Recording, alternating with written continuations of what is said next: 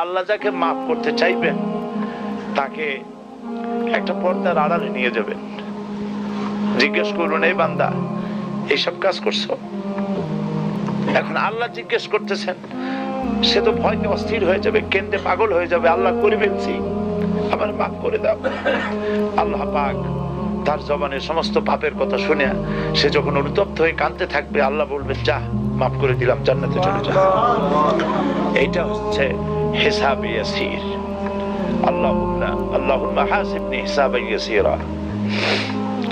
কাবা শরীফ মানুষ যখন তাওয়াফ করে, এই তাওয়াফের ষষ্ঠ তাওয়াফে একটা দোয়া আছে। এই দোয়া আমি যখনই পড়ি আমি চোখের পানি রাখতে পারি না। ষষ্ঠ চক্কর একটি দোয়া আছে, দোয়াটা হচ্ছে, আল্লাহুম্মা ইন্না আলাইয়া হুকুকান কাসীরান ফীমা বাইনি ওয়া বাইনাক।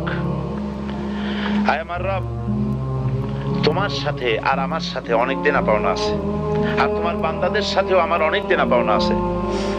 তা আমি তোমার বান্দাদের কাছে যে বিষয় ঋণী আছি, সেই ঋণ পরিশোধের জন্য তুমি আমাকে যোগ্যতা দাও, পরিশোধের তৌফিক দাও।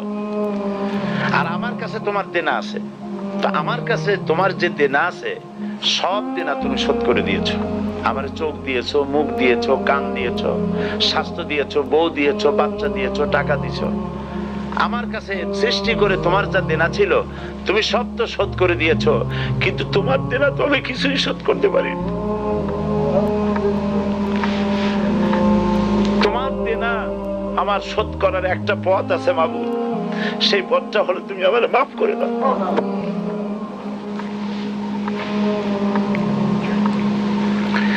এইটা ছাড়া আমার কাছে কোনো পথ নাই মাবুদ। তুমি যদি কিয়ামতের দিন আমাকে প্রশ্ন করো যে যৌবন কাটাইছো কোন পথে, আমি তো জবাব দেওয়ার পথ রাখি নাই। আমি তো আমার যৌবনকে নষ্ট করে ফেলেছি। তুমি যদি প্রশ্ন করো টাকা পয়সা কামাই করেছো কোন পথে, আমি তার জবাব দেওয়ার পথ রাখি নাই। যদি প্রশ্ন করো কোন পথে খরচ করেছো, আমি সেটারও পথ রাখি নাই, নষ্ট করে ফেলেছি। তুমি আমাকে ক্ষমা করে দাও। সেই জন্য আল্লাহর কাছে দোয়া করতে হবে, রব্বানা আতিনা ফিদ দুনিয়া হাসানাতান ওয়া ফিল আখিরাতি হাসানা ওয়া কিনা আযাবান নার ওয়া আদখিলনাল জান্নাতা মাআল আবরার ওয়া আদখিলনাল জান্নাতা বিগাইরি হিসাব। আল্লাহ, তোমার নেককার বান্দাদের সাথে আমাকে জান্নাত দিও, আর তুমি দয়া করে কিয়ামতে আমার কোনো হিসাব নিও না।